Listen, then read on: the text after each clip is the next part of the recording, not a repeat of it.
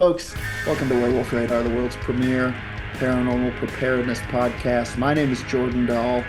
I am Nate Baldwin. And I am Roger Norquist. And today's episode of Werewolf Radar is brought to you by Monstroco hats. It's just a normal hat. Try it on, Roger. That's what it says here for some reason. But I don't wear hats. Did you get a hat? Did you get a box with a hat in it? I did. It's been staring at me. The box has eyes. I thought it was not weird for Monstroco, but this time a little unusual. Normally the eyes don't follow you so well. It states very clearly here that it's just a normal hat. Try it on, Roger. So I would discount the staring at you. That's probably just, creative packaging. I would discount the whispers. I would discount the rattling. This isn't one of those hats that eats brains to, reproduce. Well, your laughter makes me feel nervous, but it is a stylish fedora. So Again, it's just a normal hat. Try it on, Roger. So just try it on and, get back to us. However, if it is a I'll let you all stylish know fedora, next episode. you're going to have to become like a shitty pickup artist guy. Whoa, too late. Roger's the best pickup artist in 5 counties. Let me hit Fair you one enough. with Nate. Oh, shit, here let me comes. hit you one Yeah, with one, nag Nate. me. Nag me. Baby, you're so... And then I just start making out with you. Whoa, I think you missed Nate. It hit me. Oh! Come here, you. I felt it. Give me that hat. It flowed through my window. Yeah, that's why you have to keep the window closed in the daytime for all the pickup lines that float in. Like so much pie smell off of the street. As someone who lives in a big city, which I think Denver should feel complimented. I meant redacted should feel complimented. I said that about it. At around 3 a.m., tons of pickup lines flying through that window like ghosts in the night. Yep. Baby, yeah. Damn, girl, are you a pizza? Because I want to cover you in crushed red pepper and Parmesan and devour you in the night. I can see that working out for everybody involved. Yeah, some sort of girl who's also hungry. Specifically for pizza. Yeah, a pizza. Can I go first? May I use the skull? Yep. Okay, I'm gonna take the speaking skull. I'm gonna pack a load of truth herb in it, and I am going to hit it like a bubbler. Oh, I wish I could smoke again. I hate all this. What do you got there? Fume? Yeah. Yeah, how's it working out? It's tasty. That's good. If it makes you feel better, it was just an improv bong hit that I took. It does not. Does your doctor say you can take improv bong hits? He says I can, but my therapist says it's not helping the matter. It's not going to help things. Yeah. He's only a doctor in this scene, so My doctor told me to stay away from harmful crowd work, from object work, fake bongs, things of this nature. No pantomiming at all. Yeah. Okay, so I wanted to talk to you guys about something that I heard on. There's a great podcast called the Ghost Story Guys. It's these two fellas. They do ghost stories. They do banter. Not as good as us, but Damn straight. Come in. Yeah, come at us. Let us guest on your podcast. I love you guys. So they were talking about a very specific event that happened. This is a UFO sighting in a football stadium in Tuscany. So we're talking soccer to us Americans. Yes, football. So this is from a BBC article called "The Day the UFOs Stopped Play."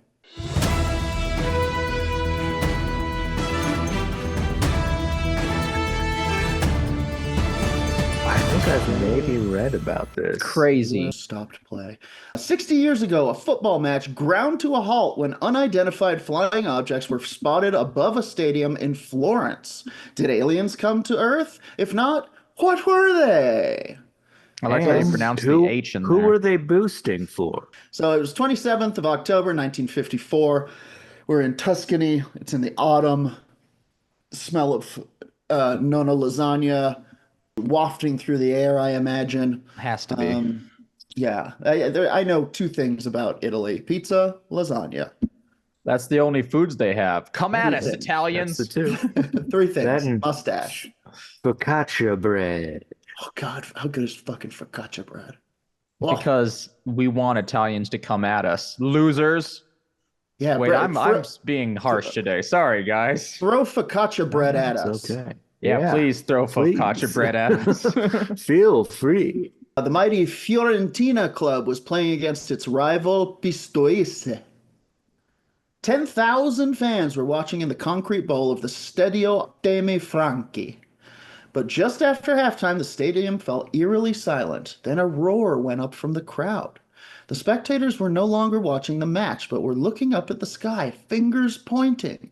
The players stopped playing. The ball rolled to a standstill. One of the footballers on the pitch was Ardicchio Magnini. Ardicchio, Famed alien killer. he was something of a Thank legend God in he the was club. there. This dude was kind of one of their strikers. He says, I remember everything from A to Z, he says. It was something that looked like an egg that was moving slowly, slowly, slowly. Everyone was looking up, and also there was some glitter coming down from the sky. Silver Ooh, glitter. That's radioactive. Don't lick that. That's telekinesis, Kyle. Play was suspended because spectators saw something in the sky, according to the referee's match report. It was in the newspaper the next day. There was a photograph that was taken of the object itself. However, the photograph has since disappeared. All that remains are pictures of the newspaper headline featuring the photograph. That sounds like the work of the Vatican. Right? Make a photograph disappear from the world. Yeah. We know what you're up to. Pope, dude, give us the photo. Also, that glitter phenomenon too, that happens with UFO stuff all the time. I'm finding out, especially old-timey UFOs. They say they talk about like little worms or something falling Oh, from the crazy. sky. Like star jelly or something. Yeah, and then it just Yeah. disappears. Weird. There's a guy who was in the Crown called Gigi Bonni, and he said that he saw multiple objects. He says they were moving very fast and then they just stopped. It all lasted a couple of minutes. I would like to describe them as being like Cuban cigars. They just reminded me of Cuban cigars in the way that they looked.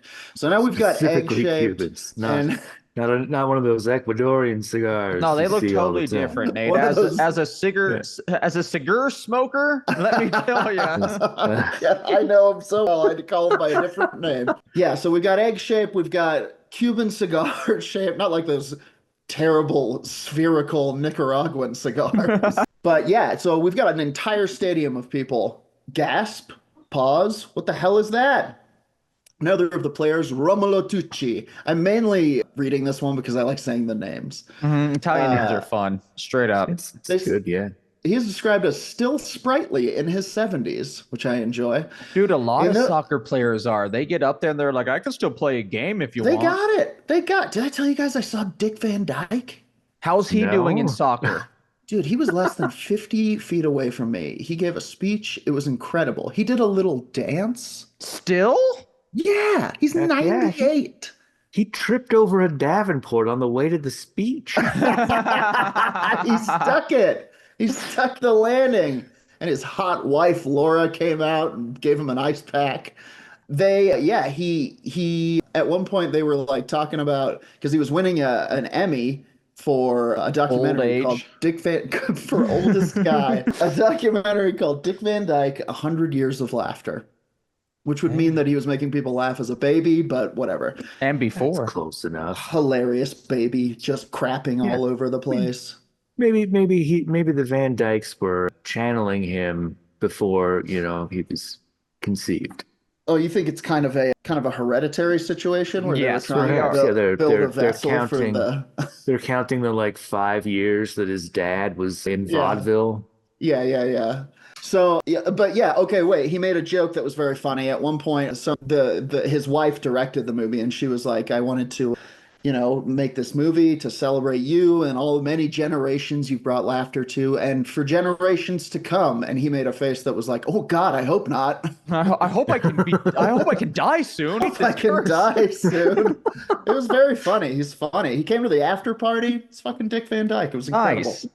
Anyway, so the incident at the stadium cannot simply be interpreted as mass hysteria. In those years, everybody was talking about aliens, says Romolo Tucci, which doesn't support the claim, but whatever. Everybody was talking about UFOs, and we just had the experience. We saw them. We saw them directly for real. There were numerous UFO sightings in many towns across Tuscany that day, and over the days that followed, according to some eyewitnesses, accounts a ray of white light was seen coming from the sky in Prato, north of Florence. What? What would... Another man who relishes the chance to speak about the day is Roberto Pinotti, the president of Italy's National UFO Center. He has written many books about UFOs, and his home is the center, in the center of Florence, is stuffed full of alien memorabilia. He says the players and the public were stunned seeing these objects above the stadium. At the time, the newspapers spoke of aliens from Mars.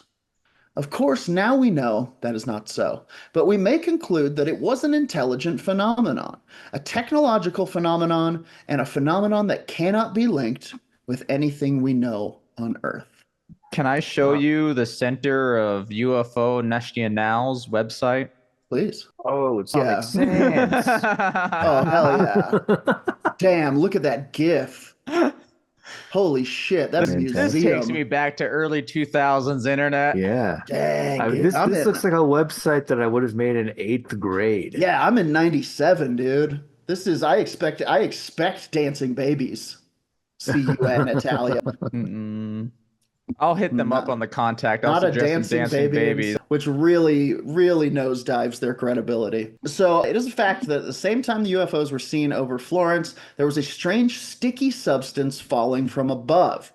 In English, we call this angel hair. This is a thing that has kind of been reported through the centuries. It's not necessarily always falling from a UFO, but angel hair is its own kind of thing. So a 10-year-old boy witnessed this phenomenon. I remember in broad daylight seeing the roofs of the houses in Florence covered in this white substance for 1 hour, and like snow, it just evaporated. Variously described by witnesses as similar to cotton wool or cobwebs, the substance was hard to collect because it disintegrated on contact, but some people were determined to find out what it was.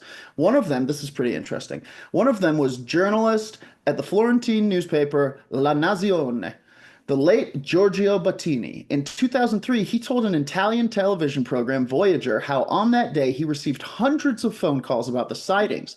From the offices of La Nazione, in the center of town, his own view of the sky was blocked by the cathedral, so he went up to the top of the newspaper buildings to have a look. He recalled seeing shiny balls moving fast toward the dome of the cathedral. Battini ventured out to investigate. He came across a wood outside the city that was covered in this angel hair, this weird white stuff. He collects it, and he took it to the Institute of Chemical Analysis at the University of Florence, where when he got there, he found that others had done the same. So we have an analysis of this substance. Sick. I meant the lab, maybe sick. Yeah. Maybe people got sick, but cool.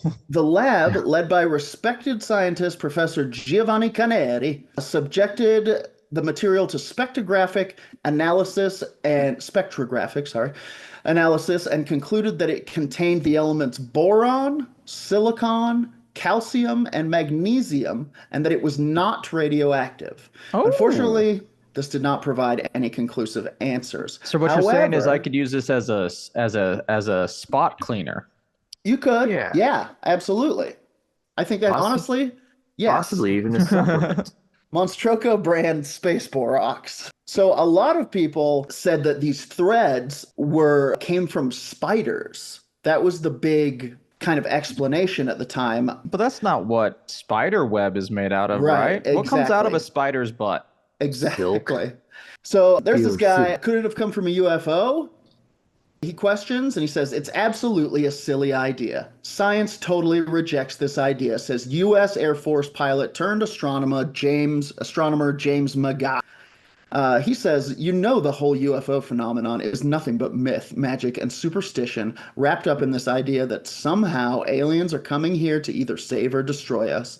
In McGaugh's view, the whole spectacle of angel hair was nothing more than migrating spiders. It sounds like the Air Force wiped his imagination. You know how spiders sometimes travel by iron ball floating in the sky? I could Um, see because some spiders do. They clump up together in a yes. weird Right, and instance and they they like fly in a gigantic ride balloon, Yes. ride if the you will. winds. But they don't poop, as we discussed. They don't poop boron and That magnesium. It that's is silk protein. That's the big problem. In the grand scheme of things, if you're trying to be level-headed and accept all potential answers, the spider thing is like, oh, okay, I did know that spiders do that thing where they parachute with a little thread from their butts, and that might explain all of the threads It would have over. to be like a million It would have spiders. to be He's so so many spiders that the size of the spider ball wouldn't be able to float, is the thing. Fair. And the amount also they wouldn't have a country anymore because the spiders would have taken it. Yeah, yeah. The amount of this substance that was falling all over is way too much to have been this phenomenon. And it's like I don't want to be the type of guy who's like, oh, I know exactly what this was and it was aliens, because I think that's just as arrogant. But the spider thing falls flat on a number of, it seems like a pretty good explanation until you start putting numbers on it. And it's like, no, that's even crazier than it Yeah. just being some sort of aerial Yeah, phenomenon. that's against Occam's razor. Sometimes aliens are their Yeah. easier answer. Yeah. This guy says, when I looked at this case originally, I thought perhaps it was a fireball. That's also pretty weird, All dude. right. But a very Yeah, bright meteor breaking up in the atmosphere. They can be cigar shaped with pieces breaking off, but it became fairly apparent that it was actually caused by young spiders spinning webs. Very, very, very thin webs. That's insane. Yeah, it's Like, not great. I mean, it, yeah, I don't. It wouldn't be if a ball of spiders big enough to stop a soccer game Yeah. happens, that's a problem for the and from the world. description that Yeah. you've been saying, it had to have been like 10 feet wide at least, like Oh yeah, at huge. least. At least. People are It seeing it stopped way up in the it sky. stopped the soccer game. Although we have a link here from Cheesebot that shows chilling images show a park completely covered in spider webs. This is true, but that is a lot. Yeah. But I Yeah, don't know that it would be able to happen in the space of and 10 minutes. you have the I mean, borax, I mean, not it's borax, boron, definitely, magnesium substance. Yeah, that's it. So he goes on to say, we get back to our friend Pinote, who says, Pinotti, of course I know about the migrating spiders hypothesis. It's pure nonsense. It's an old story and also a stupid story. Yow. He says he disputes the spider theory because of the chemical analysis of the angel hair samples. Spider silk is a protein, an organic compound containing nitrogen, calcium, hydrogen, and oxygen, not the elements reportedly found in the samples Bettini and others brought to the university, which is honestly the thing that I don't want to call it a nail in the coffin because we weren't there and the pictures disappeared, but they scienced at this thing and it wasn't made out of spider webs. Was it aliens? Who knows? Was it something else? Seems like it. Seems like it wasn't spiders. well, and this being associated with other UFO phenomena from that same era, like across the world, like I Yeah. don't think that would happen often. Yeah, and it feels like, this feels like one of those things where it's like copium, it's clearly spider migration. They call it ballooning, by the way. But it's like, no, that's just an easier answer for something confusing that happened. And that's kind of where I sit with it. It's like yeah, the spider thing seems like it could be an answer until you start putting the numbers at it. And you'd have to ignore the chemical analysis thing. But also, big flying ball of spiders, pretty paranormal. That could be, I could shift to Yeah, that. that's horrifyingly Beware the creepy. spider ball. Then they would have to I be six spiders for them to have, what was it, silicon and magnesium or something? This isn't Yeah, silicon, at least, is not an organic yeah. compound that we produce, any yeah, living being really produces. Yeah. These would be spiders from the moon. Yeah. Yeah, Pinotti goes on to say magnesium and calcium are also fairly common elements in living bodies. Boron and silicon, much less so. But if these were the main elements that the white fluff contained, it doesn't sound to me as though they'd come from spiders, he says. Romolo Tucci just feels lucky to have been there. His eyes danced excitedly as he remembers the curious day. I was spellbound, and I was also so, so happy.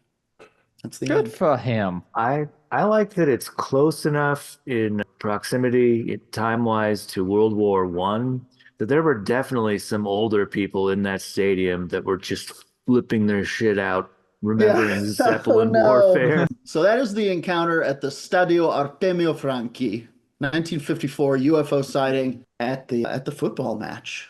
Pretty wild. Pretty wild. I Yeah, concur. that is a nuts one. And it's frankly should be more well reported on in the annals of ufology.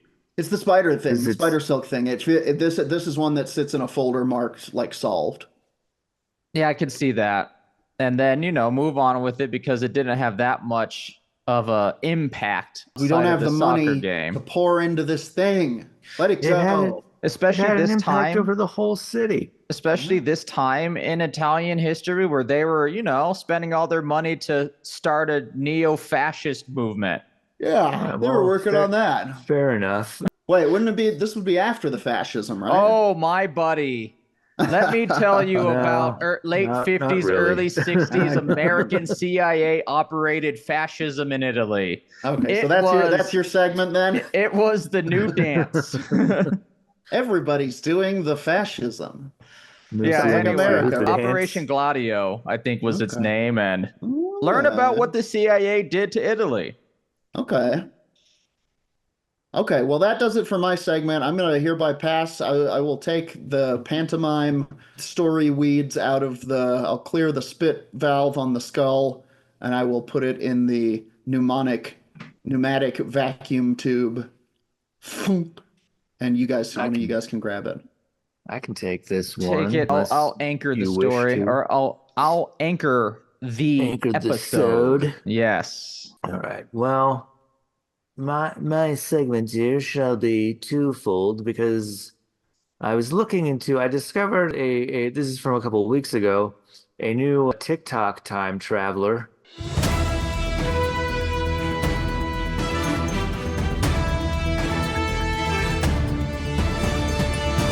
Shut up. Thank God. I was waiting for another one to appear.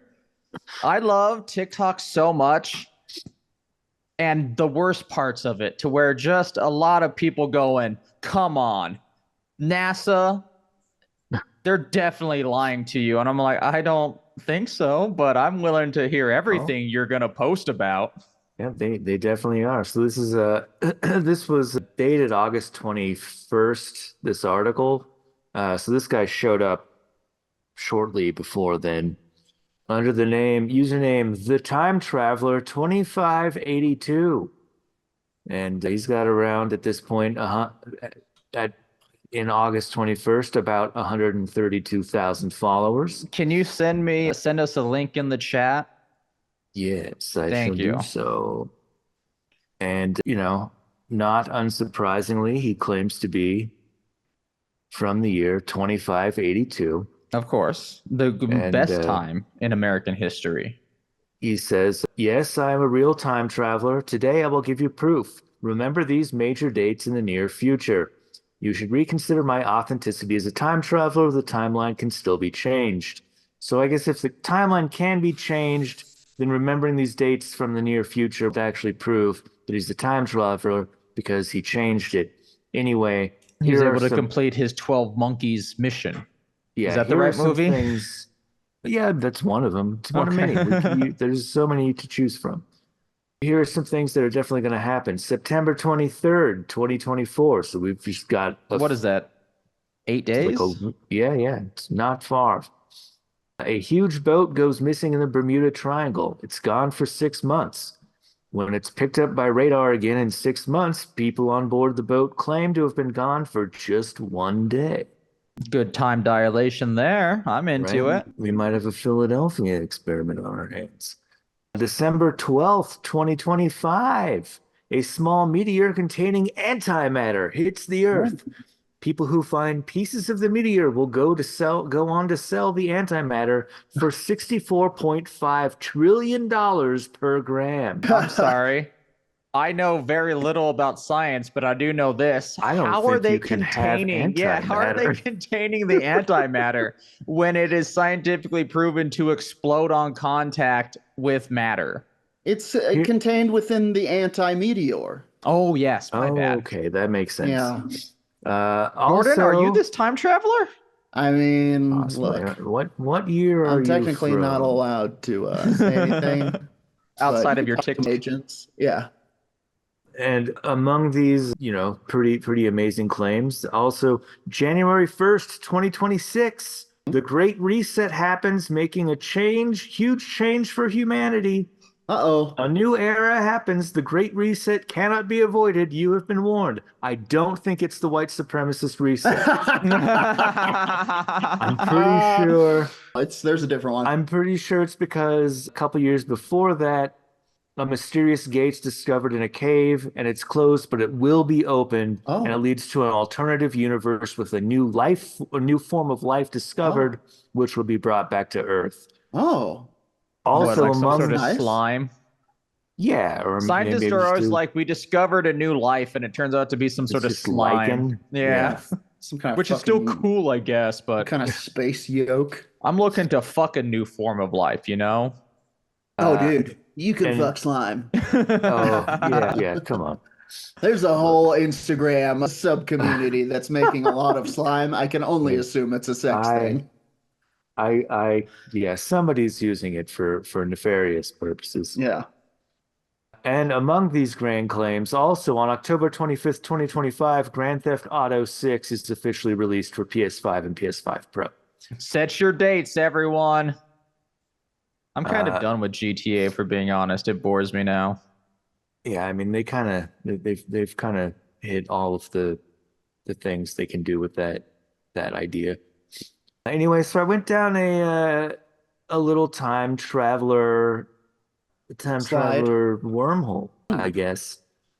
And I remembered looking at stuff that I was going to talk about the Moberly Jourdain incident months ago and then forgot about it. So I'm going to talk about that instead.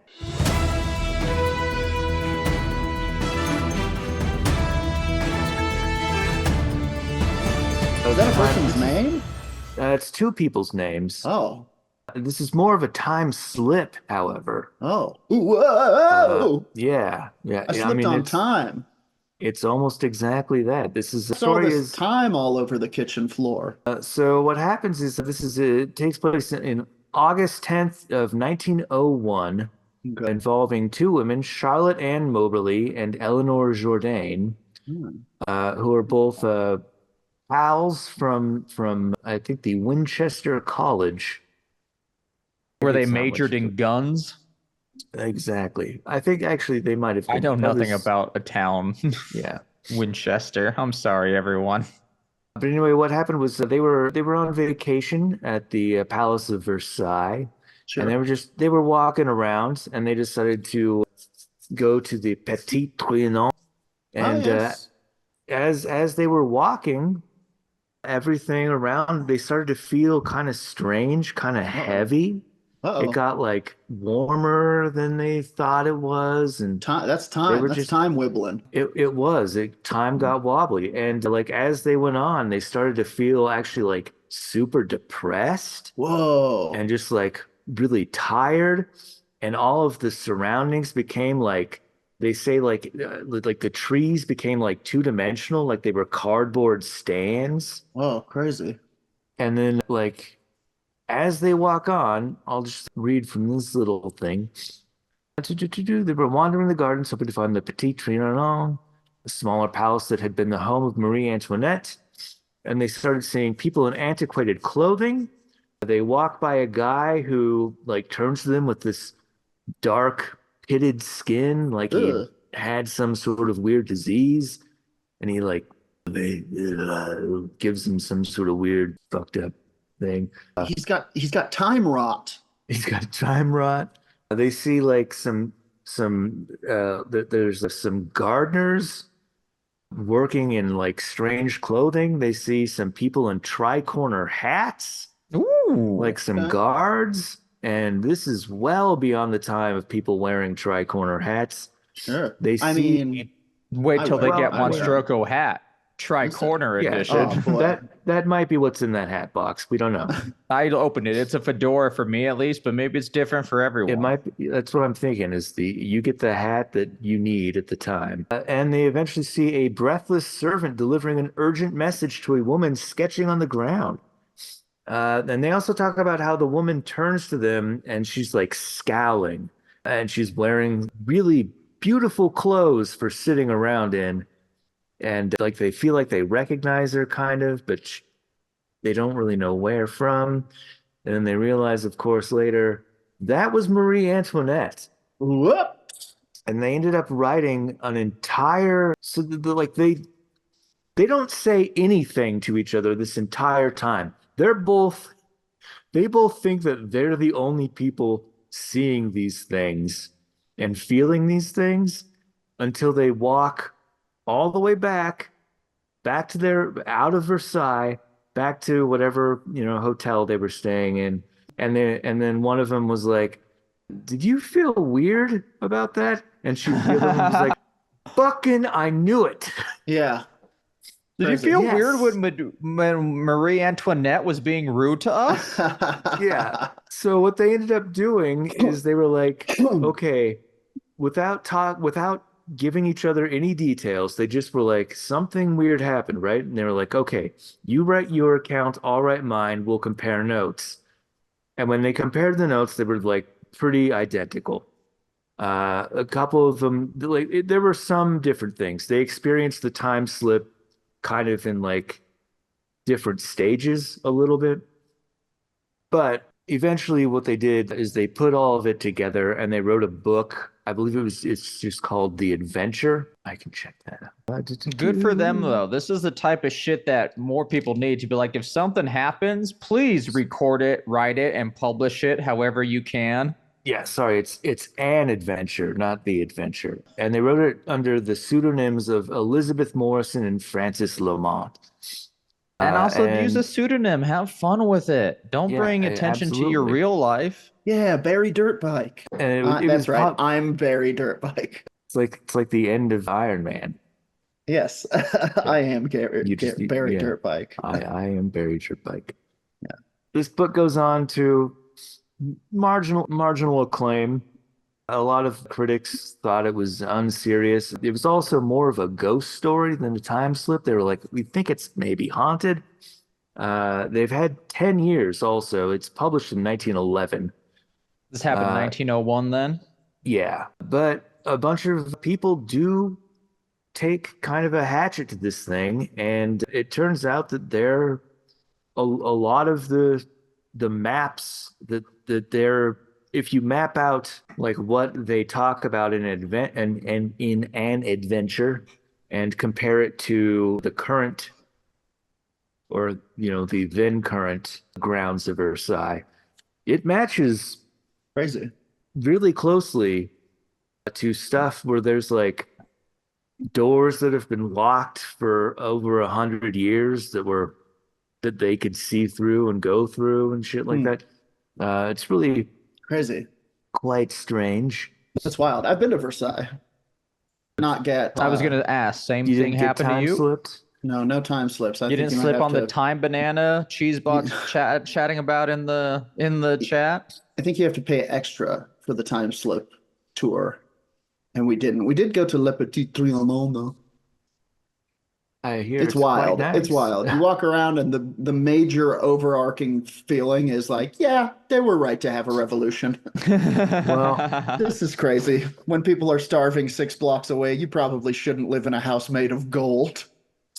Speaking of, it was just a few months after their encounter when Jourdain was researching her lessons. She was a teacher. Oh, sorry, they were both teachers at the Oxford Women's College of St. Hugh's. not the other one that I mentioned. Yeah. She was researching her lesson on the French Revolution. She discovered that their visit to the gardens happened on the 109th anniversary of the storming of the Tuileries Palace, the day that Marie Antoinette and Louis XVI had watched the slaughtering of their guards and were imprisoned. Some Parisians, Jourdain learned, believed Versailles was haunted on that particular day. This set their wheels turning, but it didn't quite make sense. Jourdain and Moberly had not witnessed a violent takeover, but a prosaic afternoon. Then the two women, who had by now become quite close, Lovers? that's the speculation, Ooh, good for them. had a creative epiphany. Perhaps they hadn't visited the actual events of August 10th, 1792 at all, but the mindscape of Marie Antoinette on that day. Oh, like a psychic impression. So great. Yeah, what happened? Like a psychic explosion from the date, similar to your Vampire Diaries and Bonnie the Witch / the Devil. Exactly. Yeah. According to Jourdain I've and been watching a Moberly's lot of VPD, by the way. According to Jourdain and Moberly's theory, as the queen was on tenterhooks awaiting execution, she naturally reflected back, as anyone in her position might do, to the first time she'd been told of a threat to the crown. That had happened 3 years previously in 1789. Jourdain and Moberly found a description of this scene in a book written by a gardener's wife, who was a person that they saw in their time slip. Antoinette had been sitting in her favorite grotto when a servant ran up to tell her there was a mob approaching the castle. Oh boy. Which is exactly as they had written in An Adventure. Yeah, the peasants are revolting. So they figured that no wonder they'd felt trapped. They were in the despondent mind of Marie Antoinette as she's about to die. Jourdain and Moberly were astonished when the Society for Psychical Research dismissed their story as lacking credibility. Which you shouldn't probably be astonished by that. Yeah. They resolved to marshal evidence and spent the next 9 years. This is when they go through the insane research they do to eventually publish even more stuff. The women proved, for instance, that the plow they'd noticed was from an earlier era, that a door they'd heard slam hadn't been unlocked for over a century, that Marie Antoinette's personal bodyguards wore coats of the grayish-green color they remembered, that her seamstress had made her a green silk bodice and semi-transparent white fichu, exactly like they'd seen. Some violin music was decisively identified as 18th century light opera, and the incidental children were matched to the age and gender of the gardener's children. They tracked down records of payments for the clearing of dead leaves, the material composition of 1780s shoe buckles, and the gardener's method of eradicating invasive caterpillars. All shit that they took note of as they were walking through time. It seems like they did a very good job researching their psychic entry into Marie Antoinette's essence in that moment. Well after that. It's an incredible theory. How did they arrive at it? I think because they decide that they don't believe in ghosts. I'm not sure. It couldn't have been ghosts. It had to have been time travel. Yeah. Ghosts, that would be silly. But they are kind of closely related. There's many ghost tales of people entering a ghost like room or something, and you know, the participants of 100+ years ago are doing what they do. Yeah, man, I can't think of any offhand right now, but we all know various tales of it. Talking about different branches of the exact same phenomenon. I think when people are like, ghosts don't exist, it's like, what if it's science we don't understand? What if these are, ripples through existence? Maybe it's history replaying itself, Maybe it's exactly that, and they somehow walked into one. I've been watching a lot of the Dead Files. Yep, great show. Amy Allen is walking into history constantly. I can't find it. Where do you stream it? There's an entire Dead Files channel on Prime. Incredible. Done. There a little unknown production fact on the Dead Files. Amy Allen and the cameraman, That is her ex-husband, Oh. who she left while producing the show, and she ended up falling in love with one of the producers on the show. That sucks. Well, yeah, that is a bummer. Meanwhile, Steve DeShaw is just all like, I had my chance at love, and I just want to be a retired detective hanging out with his grandchildren in Florida. Yeah. He just loves doing all of the research on the ground. Dude, he loves going to the archives. Yeah, that's his favorite. The story doesn't end there, however, because Jourdain and Moberly's obsessive fixation had the curious effect of soliciting their readers' own obsessive fixation. Terry Castle's essay about the affair describes an adventure as transmitting an infection that caused normal people to pore over minutiae for years on end, so as to take impassioned sides in what would seem to be a very low-stakes argument. Good Lord. So an adventure is like the first, I guess, crazy Reddit meme thread. Nice. We know where it all started, everyone. Right here. Article after article, and even unbelievably book after book, debated whether Moberly and Jourdain were telling the truth. The subsequent editions of an adventure, the co-authors added yet more proof, which fanned the controversy instead of settling it. Yeah. The most salacious of takedowns, according to Castle, was published by a former student of the pair, Lucille Iremonger's 1957 The Ghosts of Versailles. Sorry, her name is Iremonger. Iremonger, yeah. Wow. Pretty rad. Definitely monged some ire for these people. This book is published 20 years after both of these women have died. Iremonger dropped 2 bombshells. Count them, 1, 2. First, that the 2 women, contrary to what they publicly claimed, had various other paranormal experiences.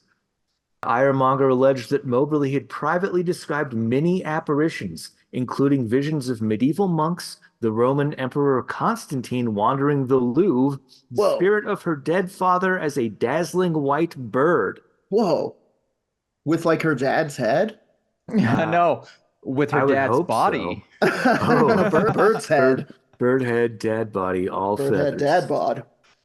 Bird head, dad bod. Oh, what a wonderful character. I hope we encounter in Dungeons & Dragons soon. Jourdain had also had visions, although they were more paranoiac. In fact, she died of a heart attack after she convinced herself that her staff was plotting mutiny. Which I did not know that the staff of a headmistress of a school could plot a mutiny. Sure. I thought that usually happened on a boat or in it makes it seem like it's one of those uncredited colleges that are in international waters, so they can just give medical degrees. Yeah, this is L. Ron Hubbard's boat. Sure. The other revelation, of course, was that the 2 women were lesbians. Iremonger alleged that their relationship was exactly like that of husband and wife, and detailed who was dominant in what respect, going so far as to speculate the dynamics of their affinity. Wow. Just because they love each other doesn't mean what they experienced isn't real. You just are a homophobe, Ironmonger. Also, a hypothesis becomes /fic so easily. Yeah, right? Naturally, Ironmonger brought up homosexuality to impugn the woman's credibility, but nowadays the allegation reads differently. In a saga awash in detail, this detail bobs above the others. Yeah. What really happened? Posits publicdomainreview.org. I think we determined what happened. They're gay. They had a really great time doing some stuff that they had to cover up, and they were like, no, we were actually time slipped. We were not having sex in fucking crazy Marie Antoinette's old house. Like, even like 50 years ago, somebody could see an alien or something this crazy, and you just had to be like, he's gay! And they're like, well, that's that. That solves it. Fucking sucks. They have an answer. Here's one version. 2 women of uncommon intelligence spent decades asserting the validity of their particular shared experience. They fought tooth and nail to prove what they saw. They saw what they saw, that it mattered, that it was real, and that it was credible. It was an argument about ghosts, but it might not have been about ghosts at all. But anyway, that's that's the long and short, unless you want to get a copy of An Adventure, which you can read. I And kind you of can even do. read it. You can go to the archive.org. It's in the public domain. You can read it for free if you want. I'm sure it's in most any, and that'll be just the long and long of the story of Moberly and Jourdain and their time slip, I like Wow. it. which Yeah, I that's find, really It interesting. makes me think. It makes me think. It I makes me mean, wonder. and it's got to be one of the earliest recorded time slips, and My it's like my well documented. my mom claims to have had something of a time slip with her brother when they were very young, driving through Scotland. She claims to have driven through kind of an ancient town. And it's so strange. It makes me wonder if I would even know if it was like would I look up from my phone if I felt time going Well, wibbly? Well, please do. You're also, driving, Jourdain. Hey, autopilot's got it. yeah. I'm doing It's a Cinematrix. it's a Cybertruck. It's fine. God. Every time I Uh, see one, it's humorous at this point now. You're like, look, a Yeah. wild douchebag appeared. I've only seen one in public, and it was I think everyone it was I was on the bus and everyone was like shaking their heads like Yeah. that piece of shit. Hey, do you need to move a couch in the internet? Have I got a truck for you? Oh, your Yeah. couch won't fit, but we can It talk won't about fit. it. Nothing will fit. We could Such try to a put it small- up. You are not putting that on top of my Such a Cybertruck. small truck bed for what it claims to be able to do. But Yeah. that's a separate podcast. We Yeah. all hate the Fucking thing. Cybertruck Werewolf Fucking Radar thing, edition. fucking thing Well- looks like a low polygon turd. Also, it does, yeah. I mean, I'm pretty sure that I played that game on an SNES at one point. Yeah. Also, if I saw some guy in a jacket and a tri-corner hat, I wouldn't think I was time slipped. I would just think that guy's a shithead. Or he's like, if it's close to Halloween, okay, I get it. Yeah, Yeah. outside Do of your everything. historical reenactors, nah, Yeah. you're a real weirdo for Yeah, wearing and it, you know? in, Real yuppie, not yuppie, hipster type energy. Yeah. Or Like I mean, in any big city, this could just be one of those street wizards you see. Yeah. True. Like, Redacted it is just- full of them. We're trying to do something about the street wizards, but Just let them do their thing. They're out there casting spells. it's not an issue. Well, it would just remind me of the time I was working the door at a bar and it was St. Patty's Day and some guy Mhm. showed up in a full pirate gear, head to toe. Oh, And I took his ID and I was like, you can go in, but you should know we don't accept doubloons. And he fucking looked at me like I was an asshole. You're dressed like a pirate, You ass fucking- dipshit. It's St. Patrick's Day and you are way out of league here. Yeah. You know what? You wore can't green go in. shirt was How your you- order of the day. Yeah. Hie your ass back to the Tropic of Cancer, dipshit. You've got spices to ship. And I might be wrong, and there were pirates of every nationality, but I don't really think of Ireland for pirates, you know? Oh, yeah. He No, well, wasn't definitely. He wasn't even like a green dressed Yeah. pirate. He was dressed like this is like his pirate costume. Yeah, And he was absolutely. like, well, I gotta wear something. Yeah. It's St. Patrick's Day. There were Irish pirates. They were called Pirish. But St. Patrick's Day, pirate is not the vibe. That's not the Yeah. vibe. Not at all. Leprechaun is the vibe. Leprechaun Unfortunately, or weird Irish saint, and you bring snakes with you, and then you Yeah. just throw them at people. yeah, Roger's Sure. famous St. Patrick's Day costume. Always a hit. Here, have a Bushmaster. Anyway, yeah, let me, I'm gonna try to It's actually a really good idea for a St. Patrick's Day costume. It is pretty Sure, hard, I yeah. just want to say, if you do that this St. Patrick's Day, you will kill the internet. Yeah, I don't drink at all, but I chase them plastic snakes out. If You don't if you could don't build drink a it all, you stuff where, prank. it shoots the snakes out of the top every time you slam it on the ground. I'm a loving mixture of just- St. Patrick and Moses. I'm loving just the idea of a big bag of rubber snakes. You're just throwing them at drunk people. Have no fear, St. Patrick is here. Take out, you sinners! I brought them back. You ought to be ashamed of yourself. All right, paper toss gonna- that skull I'm to gonna me. caber toss the skull to you. Caber toss, I mean. Whoop. Oh, it's a big one. I got it. Good catch. And now we're into another segment of Roger's throwaway research on the documentary he's writing. Yay! This episode, the Ririe Car-jackers.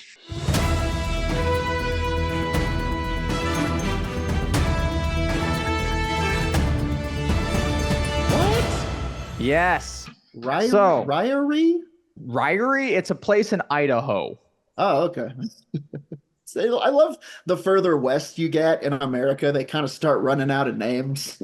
Let me make sure, though. It might be Iowa, but I believe it's New Idaho. York, Virginia, Ririe. Idaho. Yep. Girl. Ririe, Idaho. How is And that spelled? Ririe. Okay, that's Ririe. Ririe Car-jackers. So I'm doing a little documentary, and it's probably going to be broken into multiple pieces because my original would have been a 6-hour Ken Burns style documentary, and I don't have the skill or craft to do that. Weirdly, I would watch that. I'm hoping so. And Ririe, of course, is a 45 square foot area, rest stop area. Is that true? No, I don't know. You're not wrong. Here, let me screenshot the Google of this. Beautiful land. Ooh. Oh, Ririe. It sounds like Scooby-Doo trying to say Irie. I was gonna say, yeah. This is a. But there's not much to it, as you see. It's mainly a rural town. Yes, and it looks like one of those places where when you're driving through the middle of the country, you're kind of it's almost like a liminal space, like you feel like you're between realities. Oh yeah, it's a spot that would make me kind of scared to stop for a burger because they'd be like, "You're not from here," and we know because there's only 12 of us. Yeah. What's happening back in the real world? Well, did you bring a newspaper from the future? Unfortunately, no. All the newspapers are gone. Yeah. Something crazy happened here. As the name implies, there was a carjacking, but from people? No. I mean, are aliens people?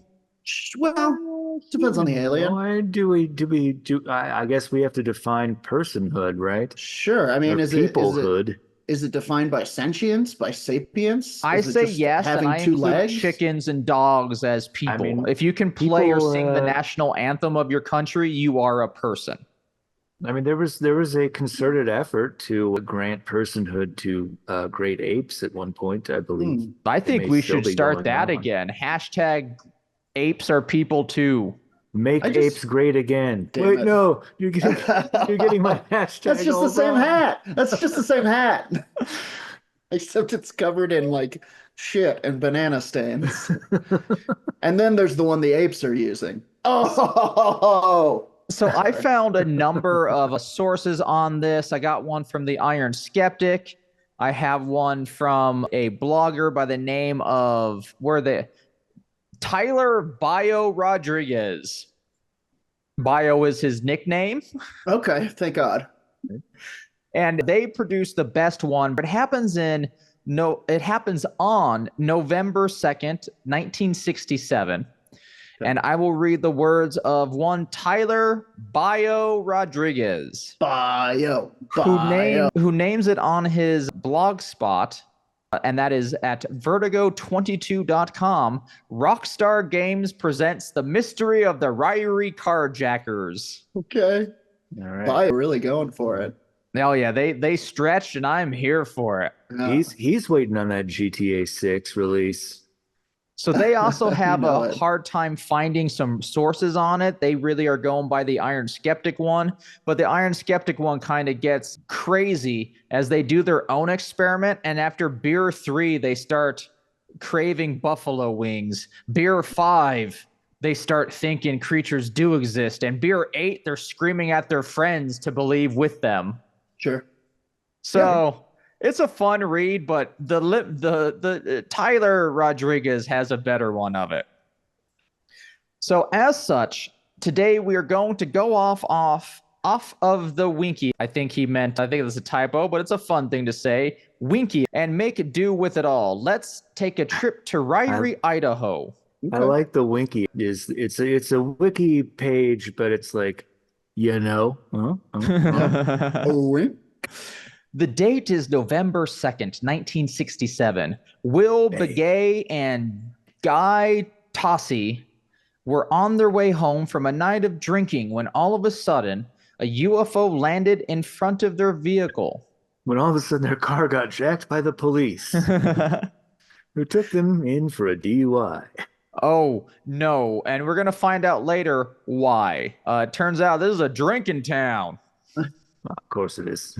The object was described as being shaped like a saucer. This is, of course, after your Kenneth Arnold, your other UFO sightings. I believe this is also after the Betty and Barney Hill incident, which I have a book on that I'm going to read called The Abduction of Betty and Barney Hill, Alien Encounters, Civil Rights, and the New Age Movement in America. Fuck yeah. I bet that's great. I haven't cracked it open. I'm reading right now. I'm trying to trudge through Chariots of the Gods. Yeah, that's tough. Oh god, that one's that It's a tough one. As someone who almost believes in the ancient alien theory as like something that could have happened, not so much building our stuff for it, but aliens have been visiting us for a while. Oh, contact. It makes me go, absolutely. You know what? Maybe I don't believe in this racist shit. I do believe that aliens have been visiting us, but like not so much teaching us or building things for us, No, Von Daniken he's a Eurocentrist with some ties to people I don't want to discuss in this episode. Yeah. However, the idea that aliens have had contact with humanity at some point in the past is not, we say aliens, we're calling them NHI now, non-human intelligence. That is not as fraught, I think. I feel like stories of gods walking among men and the fucking, what is it, the Indian? I can't remember it, but it's their holy text, the Bhatha or something. Yeah, that's wrong, but it's close. Yeah, where they talk about like there was these gods having starship fights. But I'm also reading a number of historical and social linguist books that also kind of show us that if we went to ancient times and discussed what they wrote about as literal, they would go, "You're insane, sir. What are you talking about?" We also have fiction. Yeah, that's like somebody coming back to our age and being like, "I want to meet James Bond. Where's James Bond?" That's a very good analogy I'm going to steal. Introduce me to Peter Pan right now. Where am I in this? So the object was described as a saucer covered in orange and green lights. At the top was a clear dome, which opened up and revealed the occupants of the craft. Two small entities with skin that was described as looking rough and scarred, like that of a cantaloupe. Oh. I mean, kind of a ripening cantaloupe, right? Fresh ones don't have the scarring, but then they get more scarred. Right. That makes a tremendous amount of sense somehow to me. Those details aren't the only ones out there, apparently. According to the Iron Skeptic, which even I can drink more than 8 beers before I start screaming at my friends about the aliens. Yeah, 8 beers is not really that many. I'm also assuming it's 3, 2 to 5 beer, Come to Redacted and have some beer wine at 13%, okay? Then tell me if you can do it. I mean, you weren't getting anything above, your standard watered down like Coors or whatever at that time. And Iron Skeptic's in our time, so he has access to good beer. But yeah, let's remember that 1967 and shit. Beer is weak by modern standards. Yeah, these guys are drinking hams with a pull tab top. And eating hams with a pull tab top. It was the same canning company, so, throw it in. The aliens, Iron Skeptic, the creatures also sported thin, slit-like mouths, tiny black eyes, had 2 sizable pointed ears, and lacked any hair. Just like in essence, they look like goblins, kind of like the Hopkinsville goblins. Did I say that right? Yeah. One of the creatures then floated out of the saucer and entered the car. Oh. I must stress that I have absolutely no idea as to how this alien entered the vehicle. No reports found in modern times say whether it opened the door, if the men got out of their car. It just says that it kind of simply floated and then was in the car, maybe floated through the car door. I'm going to assume that they saw it, they got out of the car, and then it entered the car. I think he phased through the door. Okay. Nate, what's your opinion?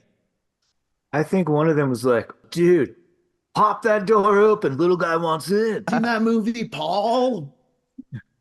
While the drawing at the start shows the alien door, let me show this drawing because it is a great drawing. Hit me. My dude. Minus the black eyes, which was in the description, pretty solid. Fuck, he rules. Is he driving? He's trying. Also, here's the Iron Skeptics one. Okay. It's pretty close. Head detail. Yeah, sure. That's what you want to call it. And then here's another one. This is crazy. There we go. Yeah, we will be sure to link this on our Discord if you want. Yeah, to go I'll over throw there some and stuff check up out there. these Plus, all the pictures. images, of course, are on our YouTube videos. And thank you for subscribing. We're nearly to 1,000 subscribers. Hey. And that means the most to us. That means the most. That means that YouTube will eventually allow us to become citizens. Should we do something when we reach 1,000 subscribers? Do a show nude? Yeah, I thought we would take our YouTube citizenship test. Wait, are you guys wearing we should clothes? do the test for the viewers. Nude, of course. Yes, in the buck. I could get drunk and put on a lampshade and dance around for everyone. Do you need to be drunk for that? No, you don't need to be, but doesn't hurt. Yeah. I figure you guys will be throwing beer cans at me. So there's no indication, as I said, based on the drawing that I showed you, whether or not doors were locked, unlocked, how it got in there once again. However, whatever the case, the being commandeered the steering wheel and drove the car for a brief moment before it crashed it into a field.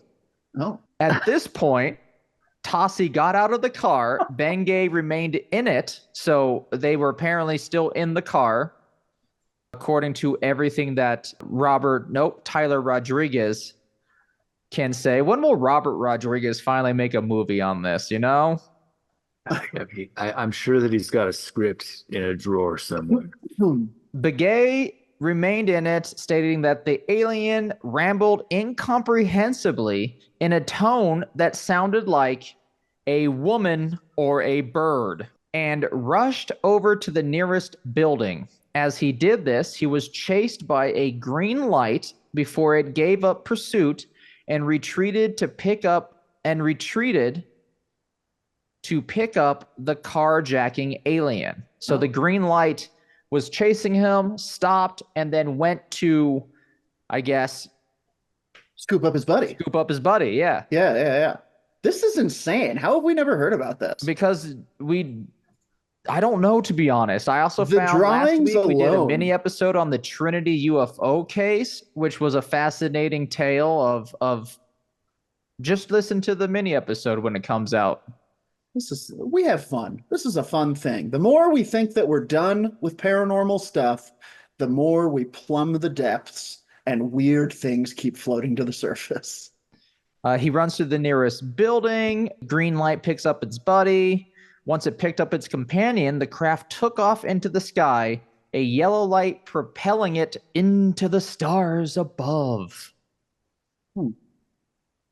Fantastical as the story may seem, it wasn't the only sighting of these aliens. A farmer by the name of Elaine Quinn allegedly saw a UFO that was zigzagging that night in the sky. Another unnamed local also said that the UFO stopped his vehicle and the alien also attempted to carjack her. Serial carjacking aliens. I love it. What do they want the cars for? I think They they're just wanna fascinated fucking by hot our rod driving. around, man. There's a couple theories, and I'm on board with all of them. I think that the aliens are fascinated with propulsion methods outside of their own. vehicles, what is it called? Means of conveyance, not their own. So you think that their civilization went immediately to like, we have crystals that help us go faster than light. They skipped internal combustion completely. Well, okay. Completely. Not that you have to go, not that the evolution of science can always get you there, but for sure, you could always avoid it. I feel they would have a car-like thing. Something similar. Maybe they come from a planet with hover crystals. And they skipped fire, and we're just like, hover crystals give us all the warmth and energy we need. My favorite theory, always been, which isn't part of it, is that these are some, I don't know the right term for it, but they're motor heads. Okay, yeah, just gearhead aliens. Yeah, they like cars of every culture, just like some dudes here in on our planet are like, I got this Japanese fucking opposite side car that I drive on Sunday, and I fucking love it because it's unique. Yeah, and to be fair, these guys are like, we've never seen a Toyota Tercel from 1993. Yeah, imagine. Exactly.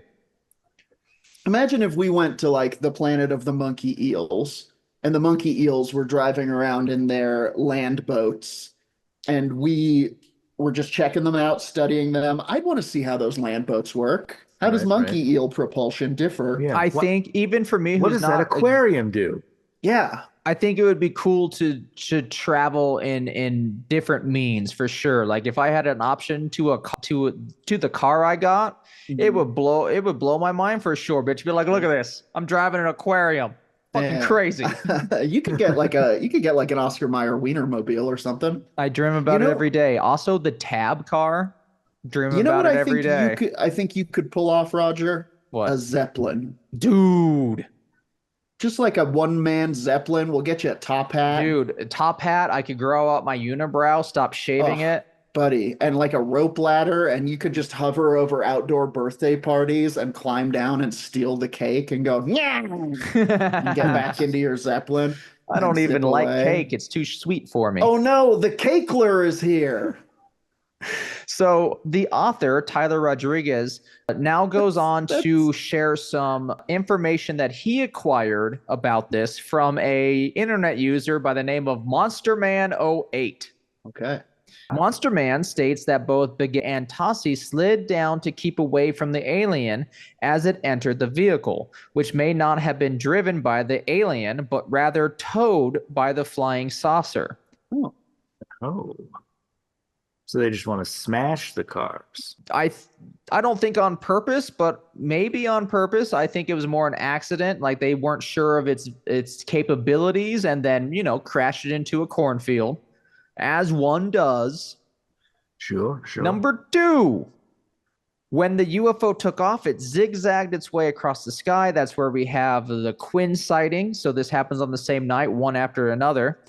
Monster Man also states that the yellow light that assisted in its takeoff was akin to a flame, but not exactly like one. So maybe a form of propulsion, heat-based propulsion. Number 3, Tassi got assistance from William and Bob Harmon. Upon returning to the vehicle, they found terrified Begay. So Begay, in one account, stays in the car. After retrieving the car, Begay and Tassi reported that the incidents to the sheriffs who were drinking at the bar.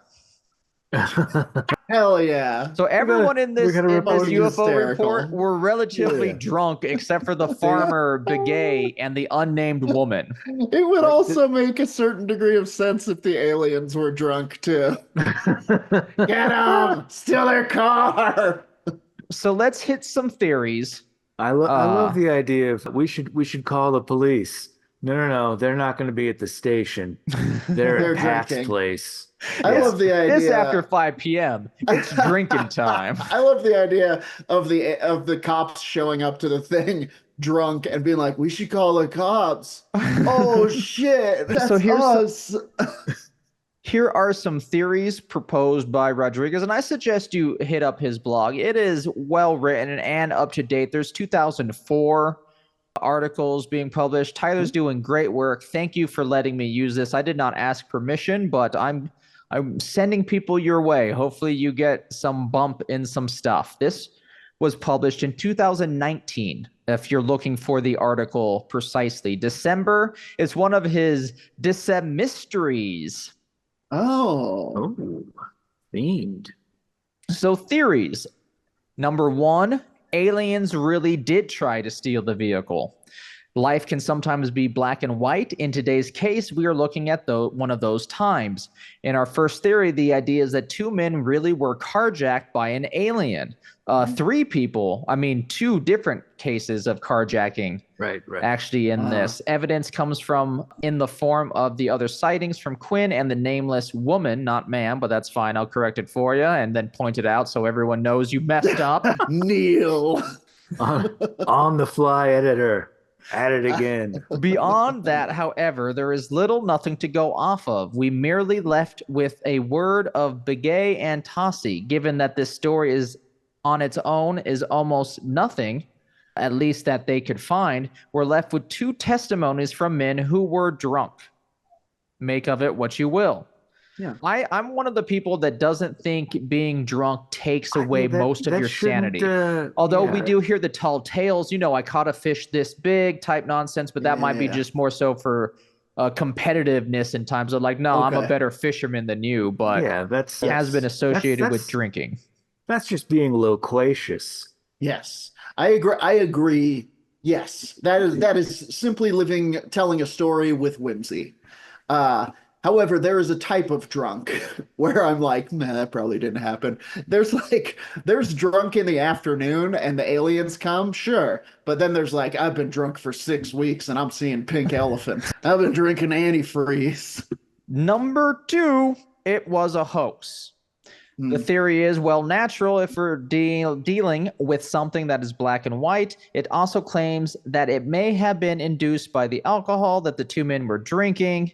The idea behind it is that Begay and Tossi had so much to drink that they ended up crashing their vehicle and made up a story to cover up the fact that they were intoxicated. Kind of shit, we need to get our car out, and if the cops ask the wrong questions, we got DWIs. Now, I got to tell you, that's some drunk thinking right there. Aliens did it. I think Tyler Rodriguez is a better drinker than the Iron Skeptic, who, once again, at beer 8... No, after beer 9, I began to make absurd claims such as that I knew the guy who first patented the paperclip. You see, at that point, you're just a fucking liar, and you feel brave enough that your lie's going to work. And that, this is beer 9, that the Iron Skeptic was the world's strongest millionaire. I'm pretty sure that's all a lie and was written for flavor. It's an incredible thing to put on a members only jacket. World's strongest millionaire. I feel confident that there's a point that a youngish Donald Trump has said that. I was gonna say, who do you think is currently the world's strongest millionaire? Out of their own claim, still Donald Trump. Oh yeah, well, but that guy can't even lift up his pants. I don't know too many millionaires, at least that claim that they're millionaires. I would probably say Richard Branson. Oh, interesting. It's probably Arnold Schwarzenegger. Dude, he's a millionaire. It is definitely Arnold Schwarzenegger. I'll do you one better. The Liver King is probably a millionaire. Ooh, dude. True. Even after his fall off, I bet he still got some money on the side, over $1 million. And he's chemically strong. He's like fucking Bane or something. Since he came out with, I'm far from natty, everybody. Yeah. He's been taking more. He's sharing his steroid use. Yeah. It's weird, but it's first of all, make no mistake. Werewolf Radar does not support the Liver King. Yeah, but the fact that he's just gone full science experiment is freak out, man. Let's see what happens. let's push the human body to its absolute limit. Yeah, Tuesday's back end DNA. Let's wish get some extra arms growing. Since you all found out the truth, I just want to tell you outright. I wish to be Bane. I wish to be Bane. You guys ever played Mutant League football? Yes, and I'm trying to start a mutant league. I wish him the best, and I will donate him $10 only to start the mutant league. Here's the thing. I know we'll go to bad causes. Mutant League football would make such a sports fan out of me. It would decimate the NFL. The Sega game literally got me into Madden. Yeah, yeah. This is the gateway. Yeah. This is the gateway for nerds to get into it. If you have fucking X-Men out there blasting each other with fucking kinetic beams and shit, let's party. So let's continue. They kind of ran with this story because of the UFO mania. You know, all the kids were doing the saucer on the dance floor. To get out of the trouble due to their intoxicated state while driving and crashing a vehicle. Does not, however, kind of explain the other sightings that happened that night and the other carjacking. Iron Skeptic went with the story, and it's easy to understand why, coupled with the lack of other claims to see the array of lights from wherever Tossie rushed off to, no one else on the road. General lack of information, more than likely that. We also have the report of Elaine claim. Tyler Rodriguez could not find anything on her except for her eyewitness account. Same with the other driver who went anonymous, and just kind of the story went into the annals of UFOlogy. Annals, sorry. No, that's not it. Both stories, if they're legitimate, do put a kink in this skeptic angle of things. Until Rodriguez can find anything on it, one has to stop and ponder what if the two men were just covering or drinking. Their take on it, since I've taken so much from them, we'll read that. Rodriguez's take was, I lean very heavily towards this being an excuse made up by Begay and Tossie for having wrecked their vehicle after drinking. However, part of me can't shake the report of seeing a zigzagging light in the sky from Quinn. As for the report of the unnamed person whom was supposedly carjacked by aliens, or almost carjacked by aliens, that one I lean towards the skeptical side due to the lack of a name. Should it be real, though, I have no idea what to make of this story. Even if it is fake, it's one of the most fantastical and bizarre alien encounter stories that I've ever heard of. So much so that I'd put it in the top 3, just behind the Kelly Hopkinsville Goblin encounter, and a story I call The Man Who Befriended Aliens, which I am finding and researching not as we speak, but as I get done speaking and editing. Yeah. My theory on it, Werewolf Radar theory, is that this definitely drinking.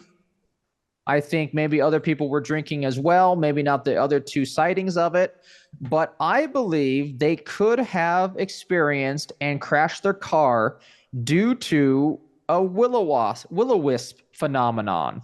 Oh, that's a swing. Right. I'm swinging big, baby. Okay. It has been, I forgot what it's called. You got ball plasma, all sorts of stuff like that. But I think that they could have had the right circumstances after a rain and decomposition to create that jack-o'-lantern effect that is kind of seen down south and whatnot. They see this, it's being rare in Idaho, go, what the fuck is that? Not pay attention to the road, crash into a field, and they try not to avoid knowing it any better. and veer away. Yeah, not knowing any better. I get the feeling that these people do a lot of drunk driving, and they're probably pretty good at it. Dude, did you see those dirt roads? They're probably pretty good at it and do it all the time. The sheriffs were at the bar. Yeah. But I think it is that old will-o-wisp, jack-o'-lantern, ghost lights, orbs. We got some swamp gas up in Ohio. Swamp gas. And that would maybe explain the other zigzagging light seen by one Elaine Quinn, but does not explain the unnamed witness where she was like, no, aliens try to fucking carjack me. Yeah. So this could explain the Ohio gas man, if you will. Perhaps. I just wanted to say Ohio gas man. Folks, that's my say. Yes. Another episode of Werewolf Radar. Thank you so much for joining us. I'm so happy to be back from my travels to the ancient pit of Redacted. You guys are the best. Thank you to our Patreon subscribers for your We have a new continued one, by the support way. of Thank the you for show. joining us. Oh, thank you so much. Thank you to Cheesebot for coming and hanging in the Zoom room. If you are a Patreon subscriber, that means that you're a Dark Council member. That means that you get an extra episode most weeks, and it means that you can come and hang out with us in the Zoom room if you want to be present for the recording and shoot the shit. It's a lot of fun. If you're not a Patreon member and you want to support the show, go to patreon.com/Werewolf Radar and give us a small donation every week. We would appreciate it. So every month. Sorry, it's not that bad. Every month. Sorry. Wait till we get very greedy and capitalist. Yes. Every day. Every day. New content. Every month, of course. But yeah, go check us out. You can check us out on Twitch. You can check us out on Threads. You can check us out on Twitter. That's right. We're still on Twitter. It still exists. Kinda. It really is TikTok and the YouTube for us now. TikTok, YouTube, those are the big ones. Follow us around the internet, and we'll follow you right back. Shout out to Chuck from Snappy Little Numbers for our intro and outro song. And what else? What am I forgetting? What's the shout out? Our Twitch you mentioned is twitch.tv/Werewolf Radar. Games on Mondays, D&D on Wednesdays. Yeah. That's really it. We're not so much on the socials because they're all botted and whatnot. Are you guys playing Space Marine 2? I'm not. I'm going to get Wukong. Oh, me too. Yeah. That shit looks badass. Everyone get Wukong or Space Marine. That way me and Jourdain have someone to talk to. Hell yeah.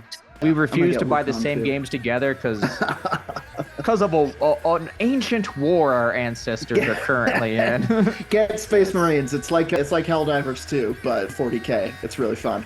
Okay, that does it for another episode of Werewolf Radar. Thank you so much for your continued support of the show. As always, on the count of 3, our sign-off line. Join in with us. 1, 2, 3. Spaceman Joe.